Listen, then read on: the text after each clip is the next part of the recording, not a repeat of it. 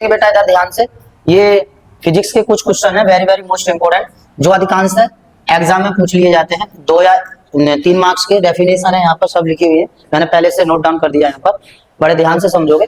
2 number में 1 number में short definition के रूप में से डिस्कस कर लेता है कभी कभी। तो आप सबसे पहले समझेंगे इलेक्ट्रॉन उत्सर्जन। तो समझेंगे इलेक्ट्रॉन उत्सर्जन किसे कहते हैं।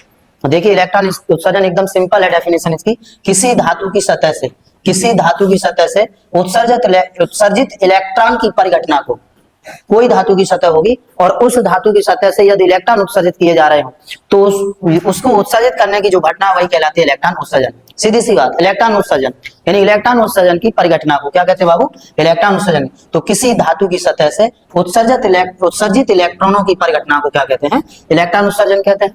नेक्स्ट, अब किस किस प्रकार इलेक्ट्रॉन को उत्सर्जित किया जा सकता है। तो सबसे पहला है बेटा ताप देकर। देखिए यहाँ पर पहला पॉइंट है तापानिक उत्सर्जन। तापानिक उत्सर्जन का मतलब है बेटा ताप या ऊष्मा देकर। अगर हम किसी धातु की सतह पर ताप देंगे मतलब उसे गर्म करेंगे या उसे ऊष्मा देंगे तो इलेक्ट्रॉन उत्सर्जित होने लगेंगे और वही घटना फिर कहलाएगी तापानिक उत्सर्जन। मतलब किसी धातु की सतह को जब ताप देते हैं या उसे ऊष्मा देते हैं फिर इलेक्ट्रॉन उत्सर्जित होने लगते हैं तो उस घटना को तापानिक उत्सर्जन कहते हैं। नेक्स्ट है बेटा प्रकाश विद्युत उत्सर्जन।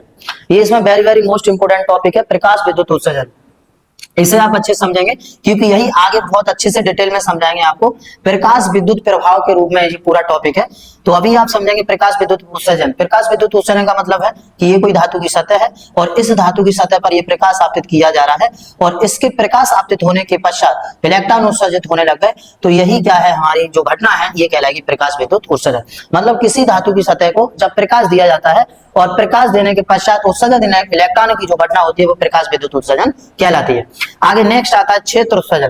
क्षेत्र उत्सर्जन क्या होगा बेटा, ये कोई धातु है और इसके चारों ओर, इसके आसपास ही हमने कोई विद्युत क्षेत्र का निर्माण कर दिया।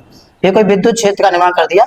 अब यहाँ से धातु की सतह से होगा क्या, इलेक्ट्रॉन होते हैं नेगेटिव तो ये पॉजिटिव है, इसकी तरफ ये आकर्षित होने लगेंगे पॉजिटिव प्लेट की तरफ।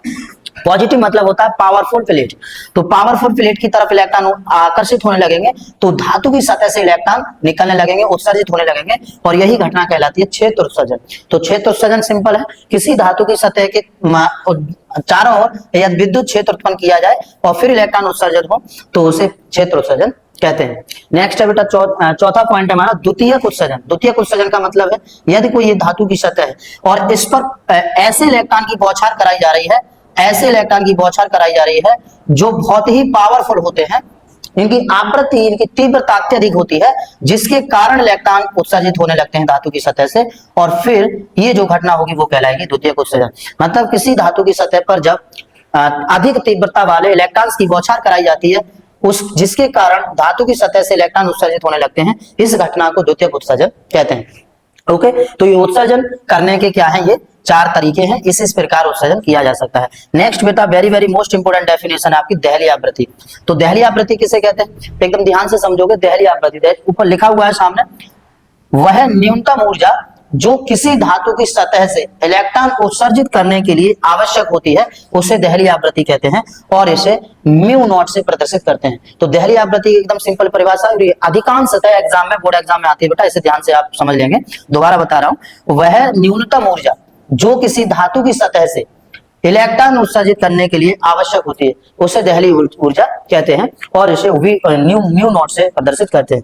नेक्स्ट है आपका निरोधी विभव। कभी कभी ये भी पूछ लेता है निरोधी विभव किसे कहते हैं, वह विभव जिसमें प्रकाश विद्युत धारा का मान क्या होता है, 0 होता है, उसे निरोधी विभव कहते हैं। तो इतनी 4-5 डेफिनेशन है very very most important board exam के लिए है और इन्हें आप ध्यान से देख लेंगे भाई, यहाँ से याद कर लेंगे।